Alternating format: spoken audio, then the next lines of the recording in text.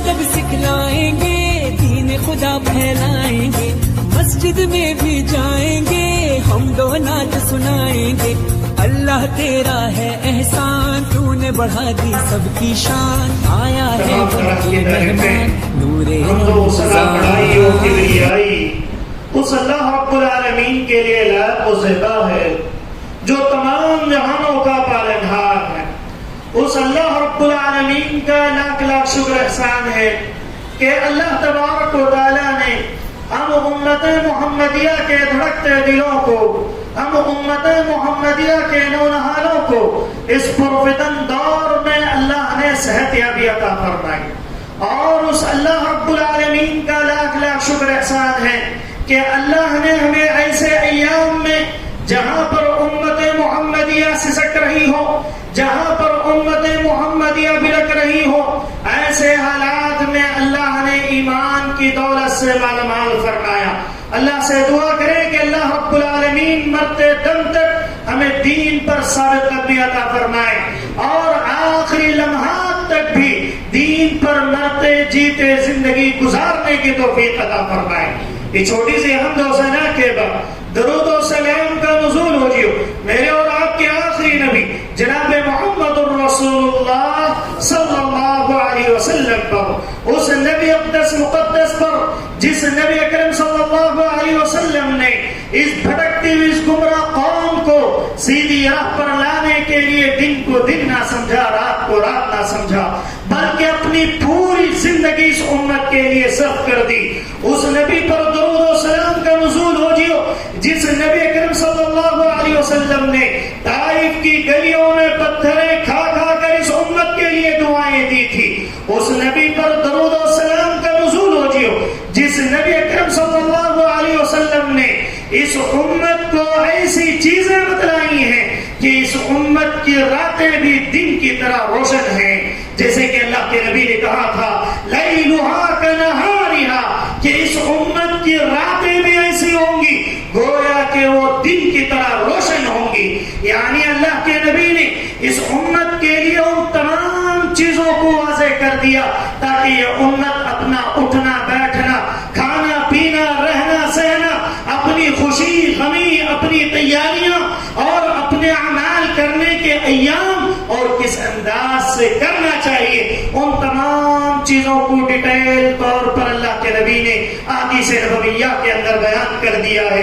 اس نبی پر درود و سلام کا نزول ہو جیو اللہم صلی علی محمد وعلی آل محمد کما صلیت علی ابراہیم وعلی آل ابراہیم انک حمید مجید، اللہم بارک علی محمد وعلی آل محمد کما بارکت علی ابراہیم وعلی آل ابراہیم انک حمید مجید۔ محترم سامعین، پردہ نشین ماں اور بہنوں اور نوجوان بھائیوں، چھوٹے بچوں، میں نے آپ حضرات کے سامنے خطبہ جمعہ کے بعد ایک آیت کریمہ پڑھی، جو آیت کریمہ امت محمدیہ کے نونہالوں کو، امت محمدیہ کے دھڑکتے دلوں کو اللہ رب العالمین کی راہ میں تیار ہونے کی طرف دعوت دیتی ہے کہ ہم جن ایام میں زندگی گزار رہے ہیں وہ ایام کون سے ایام ہیں؟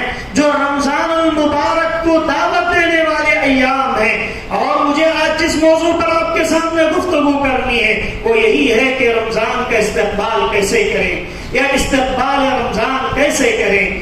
آج امت محمدیہ کے اندر آپ کئی افراد ایسے ملیں گے کہ جو اپنی زندگی ایسے گزار رہے ہیں گویا کہ ان کا کوئی مقصد نہیں ہے، ان کا کوئی گول نہیں ہے کہ مجھے کرنا کیا ہے، اللہ نے مجھے دنیا میں بھیجا ہے تو مجھے اس بھیجنے کے مقصد کو کس انداز سے پیش کرنا۔ جبکہ اللہ سورہ ذاریات کے اندر کہتا ہے وَمَا خَلَقْتُ الْجِنَّ وَالْإِنسَ إِلَّا لِيَعْبُدُونَ، ہم نے جن اور انس کو صرف اور صرف اس لیے پیدا کیا تاکہ یہ امت صرف میری عبادت کر سکے، یہ امت صرف میری عبادت کر سکے، ورنہ اس کا دوسرا کوئی مقصد نہ تھا۔ آپ دیکھیں دنیا میں کتنی مخلوقات اللہ نے پیدا کی، ایک ایک نسل میں کئی کئی اقسام پائے جاتے، لاکھوں کی تعداد میں اس کی قسمیں پائی جاتی، لیکن اللہ نے ان تمام مخلوقات کو چھوڑ کر حضرت انسان سے عبادت کا مطالبہ کیا، حضرت انسان سے اللہ کی بندگی کا مطالبہ کیا، اور حضرت انسان نے الستو عقیدے کو سامنے رکھ کرتے ہوئے اللہ سے وعدہ کیا کہ اللہ ہم تیری ہی عبادت کریں گے، تیرے علاوہ کسی اور کی عبادت نہیں کریں گے۔ ہم اور آپ اپنا محاسبہ کریں، کیا ہم اپنی زندگی کا وقت اللہ رب العالمین کے لیے نکال رہے ہیں؟ کیا ہماری زندگی میں اللہ کو راضی کرنے کے لیے وقت میسر ہے؟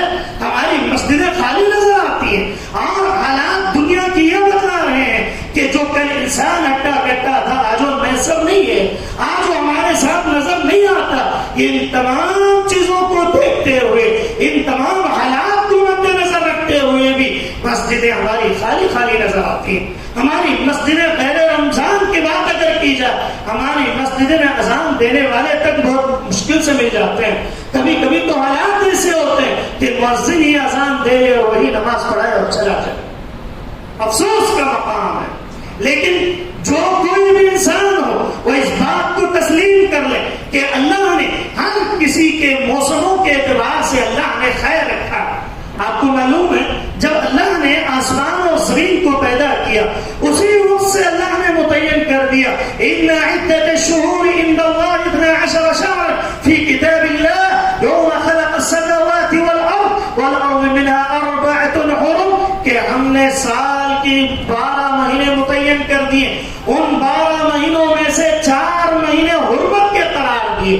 تو کیوں قرار دیے؟ کیونکہ اللہ نے کچھ موسموں کو عبادت کے لیے خاص کر دیا، کچھ موسموں کو اللہ نے عبادت کے لیے خاص کر دیا۔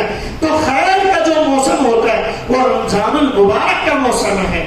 رمضان المبارک ایسا بابرکت مہینہ ہے کہ یہ مہینہ جس کی زندگی میں آ گیا اور جس نے اس مہینے کا استقبال صحیح طور پر کر لیا اور اپنی زندگی میں اس کے مقام و مرتبے کو سمجھتے ہوئے نمازوں کی پابندی کرتے ہوئے اس نے زندگی گزار دی، اللہ کی قسم ہے وہ شخص جو ہے دنیا میں رہتے ہوئے جنت حاصل کر لے، دنیا میں رہتے ہوئے جنت کی گارنٹی اسے دے دی جائے۔ کیوں؟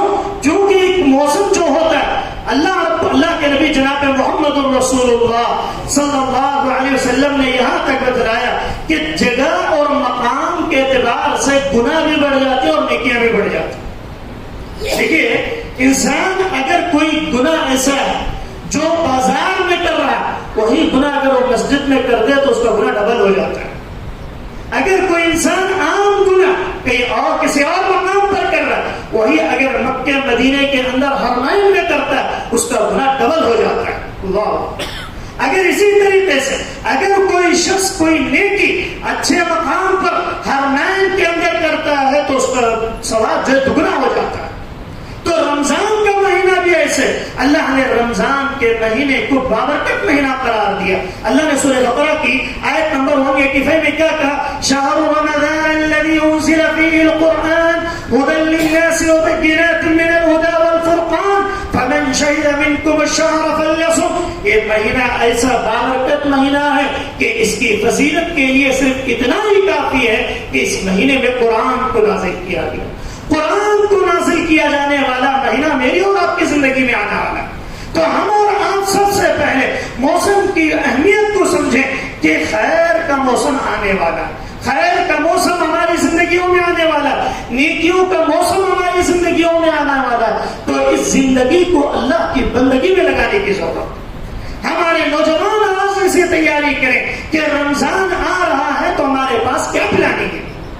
انسان اگر کوئی چھوٹا سا فنکشن کرنا ہو یا کوئی اور کام کرنا ہو مہینوں سے سوچ رہا ہوتا ہے، نہیں مول صاحب فلاں بزنس کرنا چاہتا ہوں، 3 مہینے سے بولتا ہی رہتا ہے۔ لیکن رمضان آ رہا ہے، میری اور آپ کی تیاری کیا ہے؟ ہمارا پلان کیا ہے؟ ہم رمضان کا استقبال کیسے کر رہے ہیں؟ کیا ہمارے لیے کوئی آئیڈیل ہے، کوئی طریقہ ہے کہ ہم رمضان میں کیا کریں گے؟ ہمیں رمضان جو آ رہا ہے اس کا استقبال ابھی سے کیسے کریں؟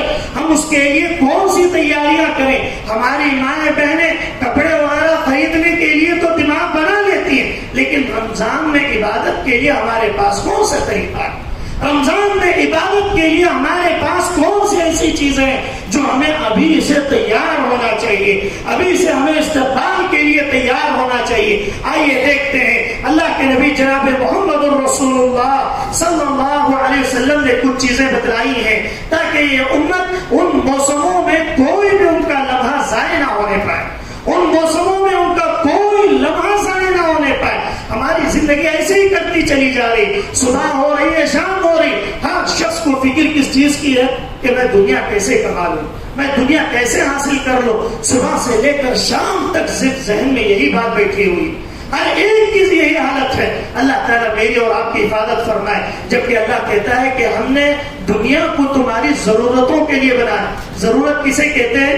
اگر انسان اسے حاصل کر لیا تو کام چل جائے گا، نہیں حاصل کر لیا تو کوئی بات نہیں ہے. آج دیکھیں مالداروں کی بھی زندگی کٹ رہی ہے اور غریبوں کی بھی زندگی کٹ رہی ہے. سکون سے آج جس کو اللہ سکون دے دے اسے سکون مل جاتا ہے. لیکن بہترین انسان وہ ہے کہ وہ جو اللہ کو راضی کرتے ہوئے زندگی گزارے اور اس اللہ کو راضی کرتے ہوئے بھی دنیا کو بھی حاصل کرے.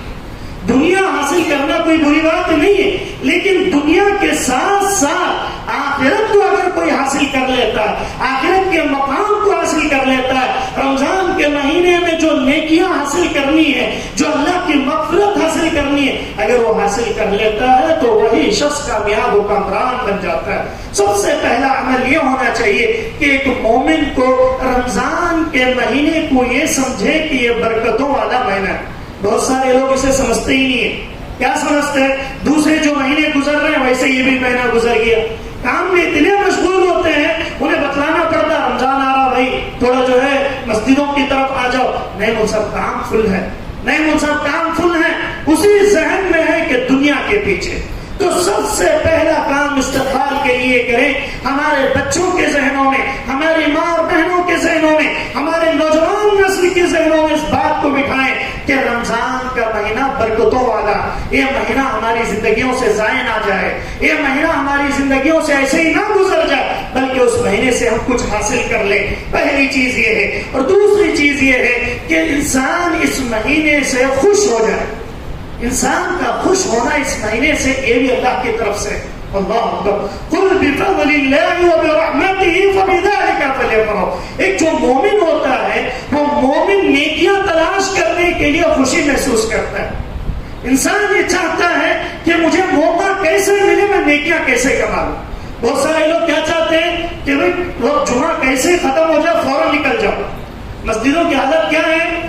جمعہ جیسے ہی ختم ہوتا ہے جو سب سے آخر میں آ جاتا ہے وہ سب سے پہلے بھاگ جاتا ہے.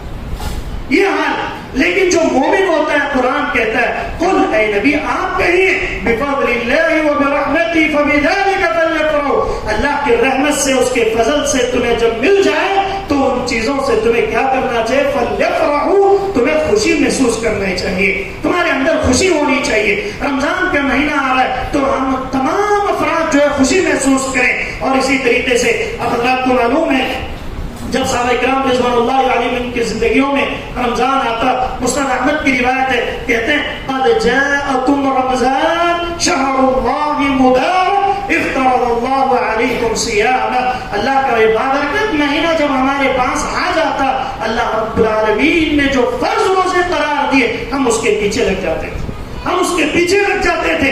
تو انسان کو اللہ رب العالمین کی عبادت کے لیے جب یہ مہینہ آ جائے تو خوشی سے اتنا تڑپ جائے کہ وہ ابھی سے تیار کر لے کہ مجھے کیا کیا چیزیں کرنی ہے، مجھے کون کون سے اعمال کرنے ہیں. اور اسی طریقے سے معلّہ بن فضل کہتے ہیں کہ اللہ کے نبی جناب محمد رسول اللہ صلی اللہ علیہ وسلم کے ماننے والے اصحاب جو تھے، جو اسلاف تھے، ان کے حالات ایسی تھے، ان کے حالات ایسے تھے کہ وہ لوگ 6 مہینے پہلے سے دعائیں کرتے تھے. کتنے مہینے پہلے سے؟ 6 مہینے پہلے سے. کیا کہتے ہیں؟ کہتے ہیں کان یدعون 6 اشہر ان یبلغهم رمضان ثم یدعون 6 اشہر ان یتقبل منهم. 6 مہینے پہلے دعا کرتے کہ اے اللہ تو ہماری زندگیوں میں رمضان کا مہینہ دے دے، اے اللہ تو ہماری زندگی میں رمضان کا مہینہ دے دے. پھر اس کے بعد 6 مہینے کیا دعا کرتے؟ اے اللہ جو رمضان میں عبادتیں ہم نے ٹوٹی پھوٹی جو کی ہیں اللہ ان عبادتوں کو تو قبول کر لے. اللہ آج ہم 1-2 دن پہلے بھی نہیں کرتے. آج کتنے افراد ایسے جنہوں نے دعائیں کیوں کہ اللہ ہماری زندگیوں میں رمضان پہنچا دے، اللہ رمضان حاصل ہو جائے. کیونکہ دیکھیے زندگی ایسی مختصر زندگی ہے. اللہ کے نبی صلی اللہ علیہ وسلم نے فرمایا تھا ان امتی بین 60 و 70، ان اعمار امتی بین 60 و 70. میری امت کی عمریں کتنی ہوں گی؟ 60 اور 70 کے درمیان. بس اسی کے درمیان میں اٹھا لیے جائیں گے. حضرت انس کی روایت کو اگر مد نظر رکھا جائے، حضرت انس کہتے ہیں کہ قیامت کے قریب اچانک کی موتیں زیادہ ہو جائیں گی۔ اس سے علماء نے کہا کہ ہارٹ اٹیک کے مریض بہت زیادہ پیدا ہو جائیں گے۔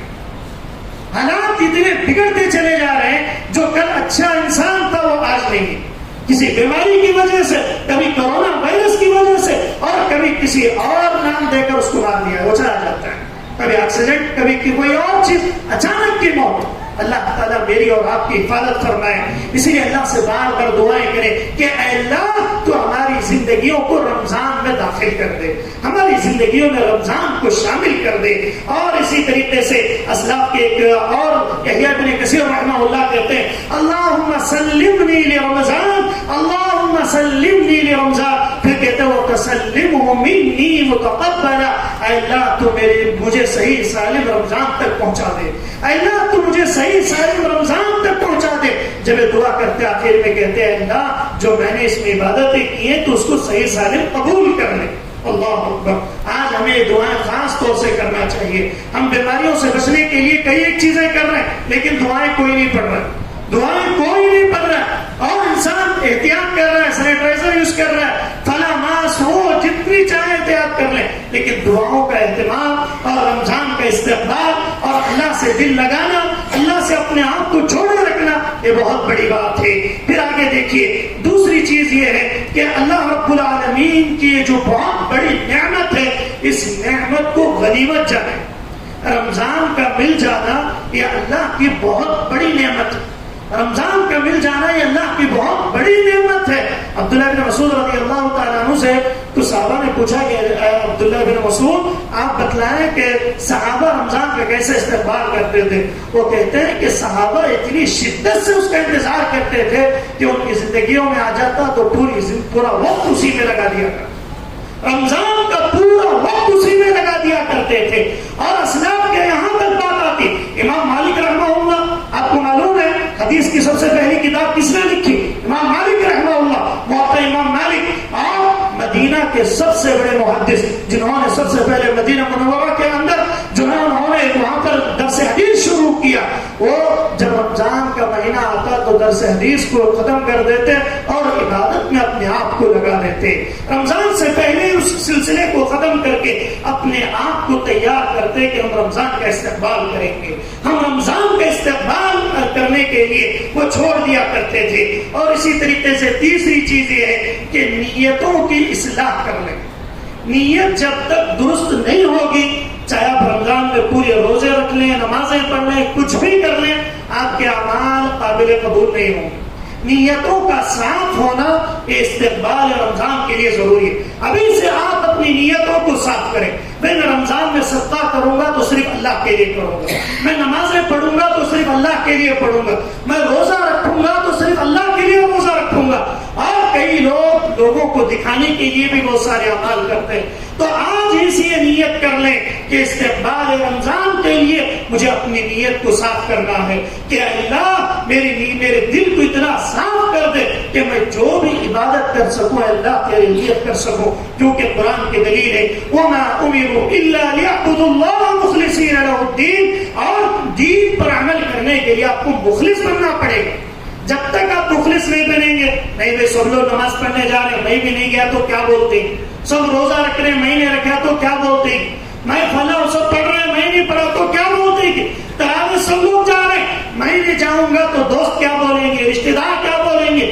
اگر ایسی نیت سے رمضان میں آئیں گے تو آپ کو اس کے آنے کی ضرورت ہی نہیں ہے۔ اللہ تعالیٰ، اللہ کے نبی نے فرمایا تھا کہ ایسے روزے دار کے روزے کی ضرورت ہی نہیں ہے جو اپنی زبان سے جھوٹ بولتا اور گندی باتیں نکالتا ہو، اسے روزہ رکھنے کی ضرورت نہیں ہے۔ پھر آگے دیکھیے اور ایک چیز، ابن قیم رحمہ اللہ کہتے ہیں کہ بندہ چاہے کتنی بھی صدقات و خیرات کر لے، اگر اس امر میں، اس معاملے میں اس کی نیت اگر درست نہیں ہے تو کوئی بھی عمل اللہ کو قابل قبول نہیں۔ آپ تعجب کریں گے جب خانہ کعبہ کی تعمیر ہوئی تو اس میں سب سے زیادہ پیسہ کس کا لگا؟ قریش کا لگا، حالانکہ کفر میں تھے، اللہ نے ان کے اس عمل کو بھی رد کر دیا۔ اس سے کیا استدلال ہے؟ امام بخاری رحمہ اللہ خود کہتے ہیں استدلال یہ ہے کہ اگر انسان اللہ کا خانہ کعبہ، اللہ کے گھر کو بھی حرام چیز سے کرتا ہے اور اس کی نیت چاہے جتنی جتنی بھی جیسی بھی ہو، اگر وہ شخص حالت کفر میں ہے تو اس کا عمل قابل قبول نہیں. انسان کی نیت، انسان کا عمل، انسان کا ایمان، انسان کا خلوص، انسان کی للہیت شرط ہے. انما الاعمال بالنیات وانما لكل امرئ ما نوى فمن كانت هجرته لدنيا يصيبها ومن كانت هجرته لامرأة، کہ جو شخص جس مقصد کے لیے بھی عمل کرتا ہے اسی مقصد تک اس کو پہنچا دیا جائے، اسے نیکیاں نہیں ملیں گی. اگر اس کے اندر کھوٹ ہے، صدقہ کر رہا ہے کسی کو دکھلانے کے لیے، صدقہ کر رہا ہے فلاں چیز کرنے کے لیے، تو اسے کچھ بھی ثواب نہیں ملے. آج دنیا میں آپ دیکھیں کتنے لوگ ایسے صدقات و خیرات کر رہے ہیں پھر بھی ان کے گھروں میں پریشانیاں. کیوں؟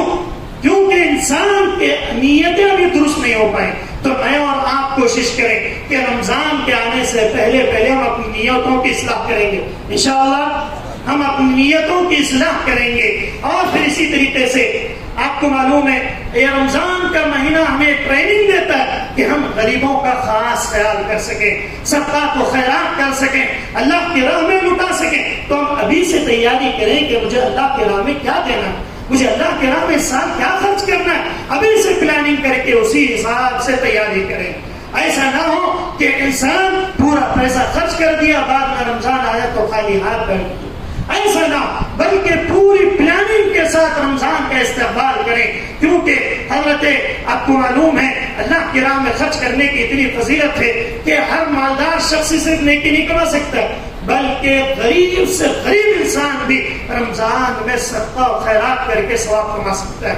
کیسے؟ آئیے ایک حدیث آپ کے سامنے پیش کرتا ہوا چلو. امام بیہقی رحمہ اللہ نے اپنی کتاب کے اندر اس کو پیش کیا ہے، اور دلائل النبوہ کے اندر امام البانی رحمہ اللہ نے بھی اس کو ذکر کیا. کیا کہتے ہیں؟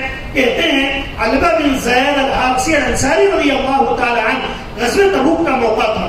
غزوہ تبوک کے موقع پر اللہ کے نبی نے اعلان کیا کہ جس کے پاس جو کچھ بھی ہے وہ لا کر جمع کر. کیا اعلان کیا اللہ کے نبی نے؟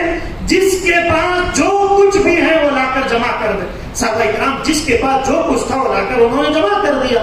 حضرت علبہ اٹھے اور کہا اللہ کے نبی میں اتنا غریب ہوں کہ میرے پاس دینے کے لیے کچھ بھی نہیں. اللہ کے نبی میں اتنا غریب ہوں کہ میرے پاس دینے کے لیے کچھ بھی نہیں ہے سوائے میری عزت کے، میری عزت نفس کے میرے پاس کچھ بھی نہیں ہے. وہ کیا کہتے ہیں؟ کہتے ہیں اللہم انی لیس عنی ما اتصدق بھی، اللہم انی اتصدق بعرضی علی من نالہ من خلقک. کہ انہوں نے کہا کہ اللہ کے نبی میں اپنی عزت کو اللہ کے راہ میں صدقہ کرتا ہوں. اگر تیری مخلوق میں سے کوئی میری عزت کے ساتھ کھلواڑ کرے گا تو میں اس کو معاف کر دوں گا. میں اپنی عزت اللہ کے راہ میں نے صدقہ کر دیا. جب اللہ کے نبی کو یہ بات معلوم ہوئی، اللہ کے نبی نے بلا بھیجا وہ کون شخص ہے جس نے بات کہی تھی کہ میرے پاس صدقہ کرنے کے لیے کچھ نہیں ہے اپنی عزت کے علاوہ، تو اسے بلا بھیجا جائے. حضرت علبہ کو بلا بھیجا گیا. حضرت علبہ آئے گے، آ کر انہوں نے کہا اللہ کے نبی میں نے اپنی عزت کا سودا اللہ کے راہ میں کیا تھا، میرے پاس دینے کے لیے کچھ نہ تھا، میں نے اپنی عزت کو اللہ کے راہ میں صدقہ کر دیا تو میں نے اللہ کے راہ میں لٹا دیا. اللہ کے نبی نے فرمایا قبل صدقۃ، تیرا صدقہ جو اللہ نے قبول کر لیا. اللہ، آج ہم اتنے غریب ہیں پورے سال کا اناج ہمارے گھروں میں موجود، ایک چھوٹا کمائی کرنے والا اس کے گھروں میں پورا سال کا اناج موجود ہوتا ہے. تو کیا میں اور آپ صدقہ حاصل نہیں کر سکتے؟ صحابہ کے حالات ایسے تھے کہ اپنی عزت نفس کو اللہ کی راہ میں صدقہ کرتے کہ اے اللہ اگر مجھے کوئی ستائے گا تب بھی میں اس کو معاف کر دوں گا، صدقہ سمجھ کے کہ میں نے اللہ کی راہ میں صدقہ لوٹایا. اللہ اکبر. تو صدقے کی خاص طور سے ابھی سے جو ہے تیاری کریں. پھر اور ایک چیز جو اللہ کے نبی جناب محمد رسول اللہ صلی اللہ علیہ وسلم نے فرمائی، صدق العمل. انسان کا عمل سچا ہونا چاہیے. انسان کا اگر عمل اچھا ہے چاہے وہ چھوٹا کیوں ہو جنت میں لے جائے. بنو اسرائیل کی عورت کا واقعہ، مشہور واقعہ، جو زانیہ تھی، اگر کوئی زانیہ عورت بھی اچھی نیت کے ساتھ عمل کرتی ہے تو اسے جنت مل جاتی ہے، چاہے وہ شرابی ہو، کبابی ہو، زانی ہو. اب بنی اسرائیل کی عورت کا مشہور واقعہ کہ اس نے دیکھا کہ ایک بلی جو ہے پیاس سے ترس رہی ہے اور اس نے اس کو آزاد پانی، کتا پیاس سے ترس رہا تھا تو اس نے کیا کر دیا، پانی پلا دیا. اللہ کے نبی نے کیا کہا کہ وہ عورت جنت میں چلی گئی. حالانکہ وہ کیا تھی؟ زانیہ تھی. زانیہ کا حکم کیا ہے؟ زانیہ کا حکم یہ ہے اگر وہ شادی شدہ نہیں ہے تو اس کو رجم کر دیا. ایسی عورت بھی اگر اللہ کے راہ میں سچا عمل کر لے اللہ تعالیٰ اس کو جنت دے دیتا. تو میں اور آپ اگر رمضان کا استقبال کرتے ہوئے ابھی سے ہم تیاری کر لیں کہ پورے رمضان ہم روزے رکھیں گے, نمازیں پڑھیں گے, قرآن کی تلاوت کریں گے اور اللہ کی راہ میں لٹائیں گے, اللہ کی راہ میں خرچ کریں گے, ہم اپنی نیتوں کو درست کریں گے. اگر ابھی سے ہم تیار ہو جائیں اللہ کی قسم ہے اللہ تعالیٰ مجھے اور آپ کو ہمارے گناہوں کو معاف کر دے گا اور ہمارے خطاؤں کو درگزر کر کے ہمیں جنت میں میسر کر دے گا. اللہ سے دعا کریں کہ اللہ رب العالمین ہمیں جنت نصیب فرمائے. پھر اور خاص بات یہ ہے کہ اپنے وقت کو نیک کاموں میں, دین کے کاموں میں مشغول رکھیں. رمضان میں کیا ہوتا ہے, بہت سارے لوگ رمضان کی راتیں تو مسجدوں میں گزارتے ہیں لیکن پورا وقت ضائع کرتے ہیں, پورا وقت ضائع کرتے ہیں. استغلال الوقت کا آیت عربی کے اندر اپنے وقت کو صحیح کاموں میں لگانا, یہ بہت بڑی بات. اب ایک واقعہ آپ کے سامنے پیش کروں. دیکھیے نیکیاں کمانے والے کیسے کیسے نہ کماتے ہیں. اللہ کے نبی کے دور میں ایسے صحابہ کرام بیٹھے ہوئے ہیں. اللہ کے نبی نے پوچھا کہ کون سا شخص ایسا ہے من اصبح منکم اليوم, کہ آج کے دن کون سا شخص ایسا ہے جس نے صائما روزہ رکھا. کیا پوچھا اللہ کے نبی نے کہ آپ بتلائیں کہ آپ میں سے کون سا شخص ایسا ہے جس نے آج کے دن روزہ رکھا. سب پریشان. عام دنوں میں پوچھا ہے, اگر آپ نے پوچھ لو تو کوئی ہاتھ اٹھائے گا. عام دنوں میں صحابہ پریشان ہو گئے کہ اللہ کے نبی نے کیسے سوال کر لیا. جب پھر حضرت عمر ابو بکر صدیق ہاتھ اٹھائے, حضرت ابو بکر صدیق رضی اللہ عنہ ہاتھ اٹھائے کہ اللہ کے نبی آج کے دن میں نے جو ہے روزہ رکھا. اللہ اکبر. پھر اللہ کے نبی صلی اللہ علیہ وسلم نے پوچھا کہ آج کا دن کون شخص ایسا ہے جس نے کسی انسان, کسی مسلمان کی جنازے کی نماز پڑھی ہو. صحابہ کرام پریشان ہو گئے. حضرت ابوبکر صدیق نے ہاتھ اٹھایا اور کہا کہ اللہ کے نبی آج میں نے ایک مسلمان کے جنازے کی نماز پڑھی ہے. پھر اللہ کے نبی صلی اللہ علیہ وسلم نے تیسرا سوال پوچھا کہ وَأَطْعِمْ مِسْكِينًا, کہ آج کا دن کون ایسا شخص ہے جو کسی غریب کو جس نے کھانا کھلایا, جو مسکین کو کسی نے اگر کھانا کھلایا. سب پریشان تھے. حضرت ابوبکر نے پھر ہاتھ اٹھایا اور کہا کہ اللہ کے نبی میں نے جو ہے اللہ کی راہ میں غریب کو کھانا کھلایا ہے. اور پھر اللہ کے نبی نے پوچھا کون شخص ایسا ہے من عاد مریضا, جس نے کسی مریض کی عیادت کی ہو. یہ صفت تو ہمارے اندر ختم ہی ہو گئی. کون تو بیمار پڑا ہے تو اسے بھول ہی جاتے لوگ, رشتے دار تک پوچھنے کے لیے تیار نہیں ہو.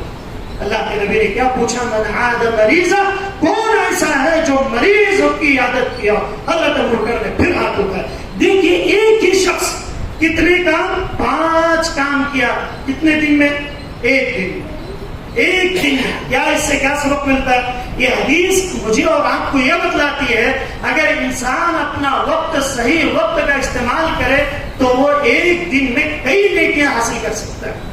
ایک دن میں کئی کام کر سکتا ہے. کئی لوگ بہانے بناتے ہیں, نہیں مول صاحب کام فل رہتا ہے اس لیے روزے رکھنے نہیں ہوتا, تراویح پڑھنے نہیں ہوتا, قرآن پڑھنے نہیں ملتا, ٹائم نہیں ملتا, فلاں کرنے عیادت جانا ہے سوچ رہا 8 دن سے. بیاش نہیں مول صاحب, آپ فلاں کرنا چاہ رہا لیکن ہو رہا نہیں. غریب کو کھانا کھلائیں گے بول کے پچھلے سال سے سوچ رہا اب تک کا نہیں ہو.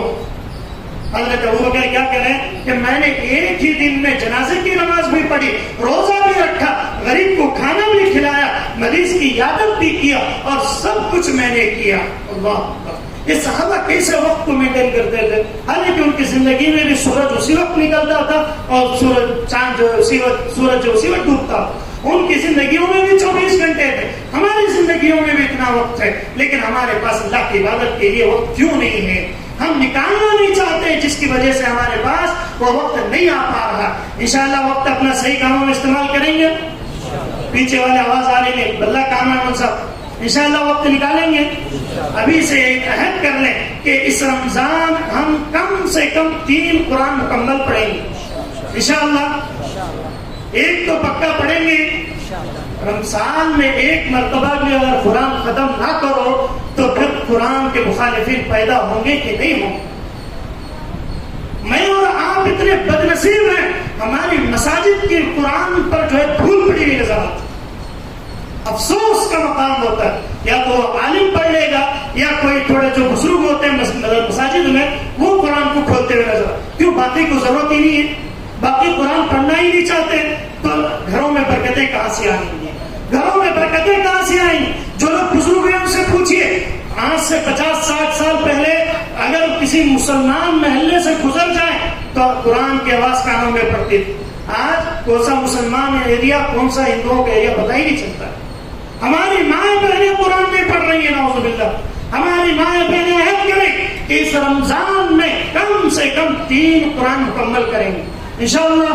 ہمارے نوجوان بھی، میں نے کہا وقت اگر نکالنا چاہے تو نکال سکتے ہیں، کوئی بڑی بات نہیں، کیونکہ اللہ تعالیٰ جو لوگ وقت نکالنا چاہتے ہیں ان کے لیے راستے بھی ہموار کر دیتا ہے. علامہ البانی کا نام سنا ہے، ان کو بھی مختصر زندگی ملی. انہوں نے کتنی کتابیں لکھی معلوم ہے؟ ان کی کتابیں پوری لائبریری بھر جاتی ہے کتابیں رکھو. ابن تیمیہ جیل میں ڈال دیا گیا تو پوری دیواروں سے کتابوں کو بھر دی. وقت کہاں سے ملا؟ وقت کہاں سے ملا؟ نکالنا چاہے گا تبھی تو ملے گا. اسی لیے عہد کریں انشاءاللہ. اللہ وقت زیادہ ہو رہا ہے تو انشاءاللہ کوئی باتیں رکھیں گے. اللہ رب العالمین سے دعا کرو بارے اللہ کہنے والے کو کہنے سے زیادہ، سننے والوں کو سننے سے زیادہ عمل کی توفیق عطا فرما. اللہ سیاکاریوں سے بچنے کی توفیق عطا فرما. اللہ جو کچھ بھی کہا گیا سنا گیا اس پر عمل کی توفیق عطا فرما. سب سے پہلے مجھے عمل کی توفیق عطا فرما، سامعین کو عمل کی توفیق عطا فرما. آمین. والسلام علیکم ورحمۃ اللہ وبرکاتہ.